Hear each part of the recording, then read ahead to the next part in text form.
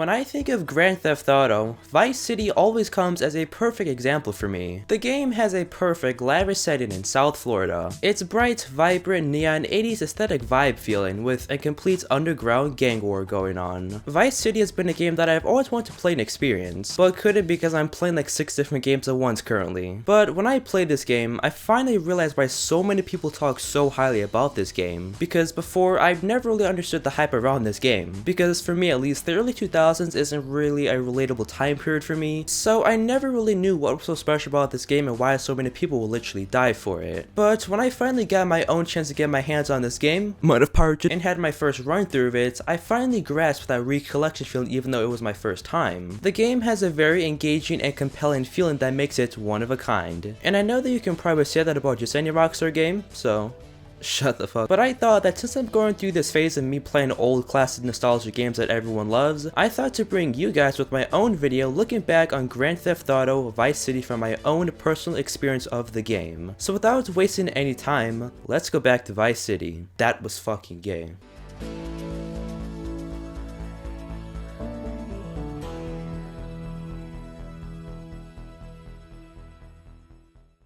When I first opened into the game, I was immediately struck by the game's clean 80s retro look. Up to this point, the only GTA games that I had played were GTA 5, GTA 4, and GTA 3. So Vice City's vibe was completely different than all the other games. The game presented itself with a very passive-aggressive tone. The intro of the game shows Vice City as a happier and brighter time period than a game like GTA 3, which is more grayer and depressing. And I can't lie, even though that this game only took Rockstar 9 months to create, and is 20 plus years old, the game is honestly still amazing even in 2024. And that's coming from a Gen Z kid that wasn't even alive during this time period. And I'm not just saying that because it's everyone's favorite game. No. The story of the game is pretty good in my opinion. The characters have an amazing sense of humor. The whole vibe of the game is probably the best in the series. Everyone here loves the 80s. And to have a game set in that time period revolving around crime is just a perfect setting for a game like Grand Theft Auto. Obviously, the game isn't perfect. The controls are still incredibly scuffed like most PlayStation 2 games are.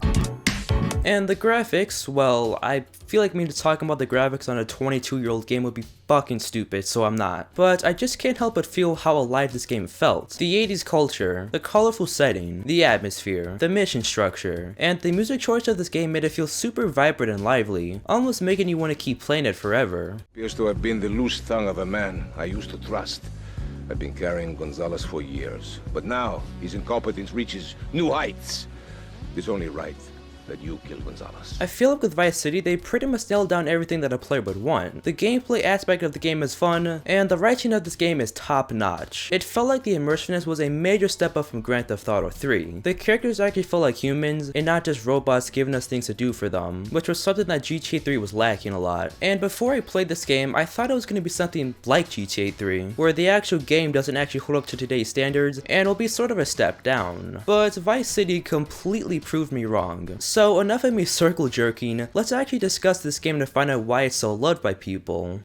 The game takes place during the year of 1996, 15 years before GTA 3's story takes place. Tommy Vercetti, who had just gotten out of a 15-year prison sentence, is set off to Vice City by his former boss, Sonny Ferrelli, to expand his drug business down south, in fear of it getting caught in Liberty City. Vice City had a bunch of drug trafficking that would work out for Ferrelli's business, and he was going to have Tommy Vercetti be one of his dealers for his business. When Tommy Vercetti and his bodyguards landed in Vice City, they would all meet Ken Rosenberg, a lawyer that Sonny Ferrelli had contacted so he could work with Tommy Vercetti.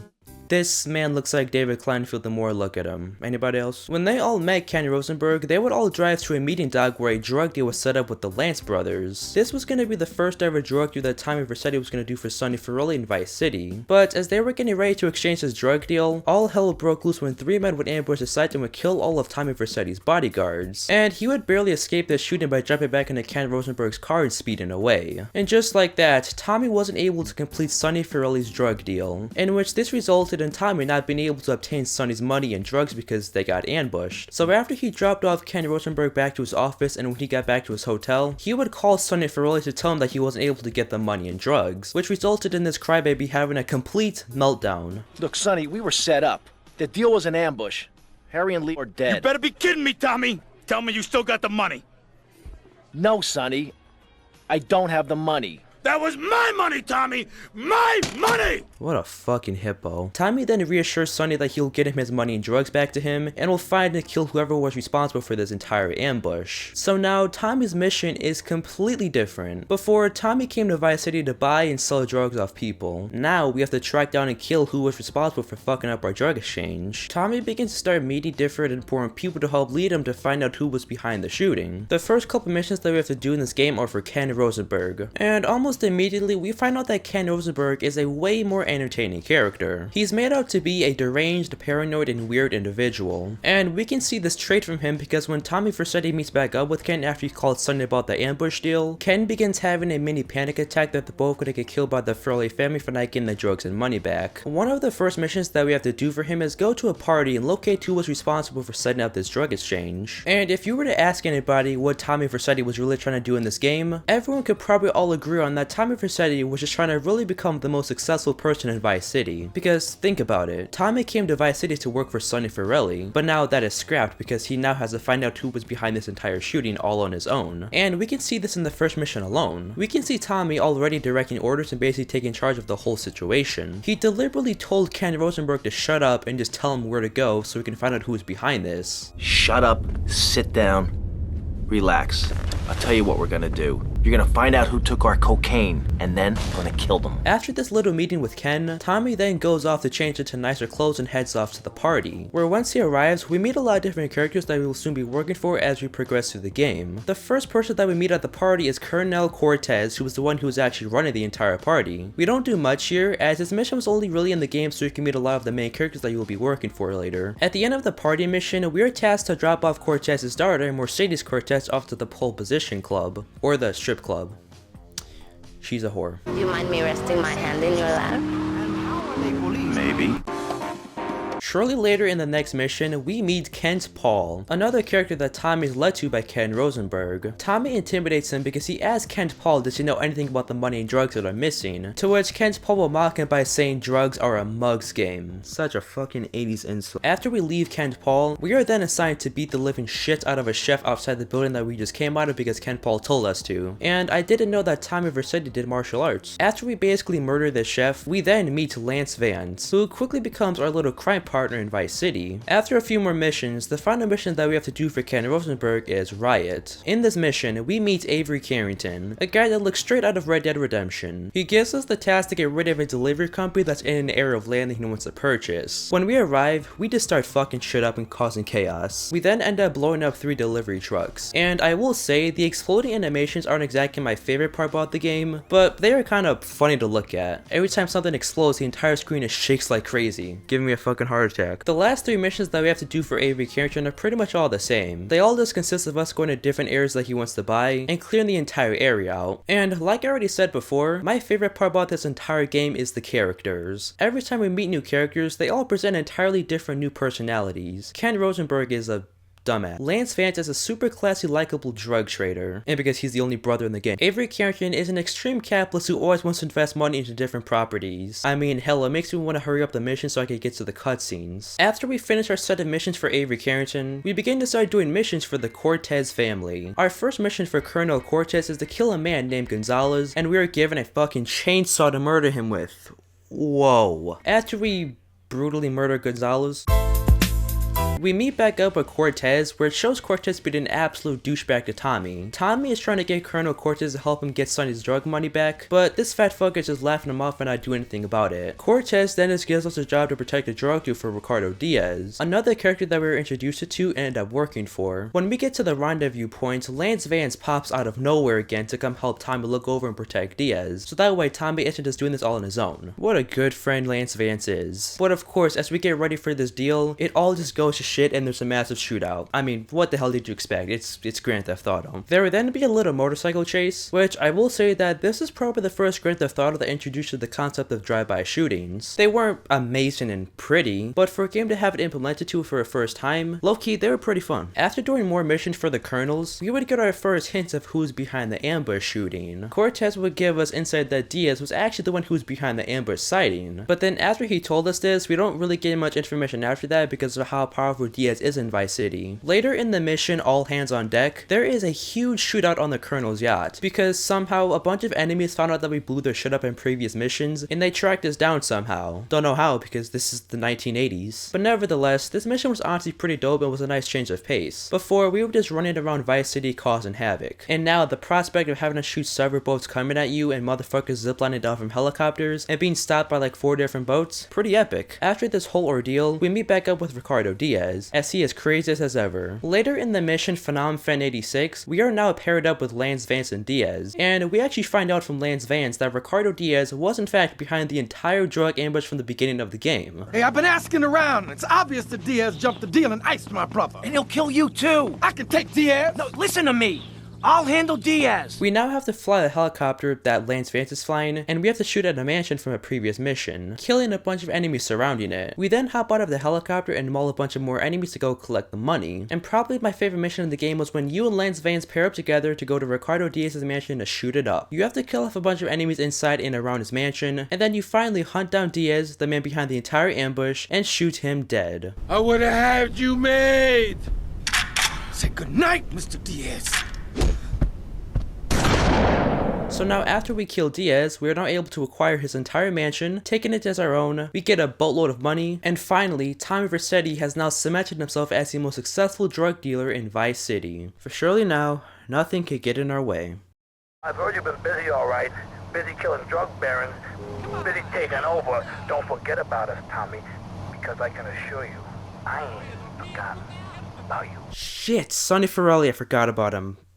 From the very beginning of the game, we are constantly reminded that Sonny Ferrelli is going to be coming down to Vice City later in the game. And in the finale mission, we get back to the mansion and Ken Rosenberg informs us that Sonny Ferrelli and his men are going to be coming down to Vice City to get a cut of what Tommy owes them. Because like we already said, Tommy's goal was just to become the most successful person in Vice City. To fit me with some cement shoes, and I... Shut up, Ken.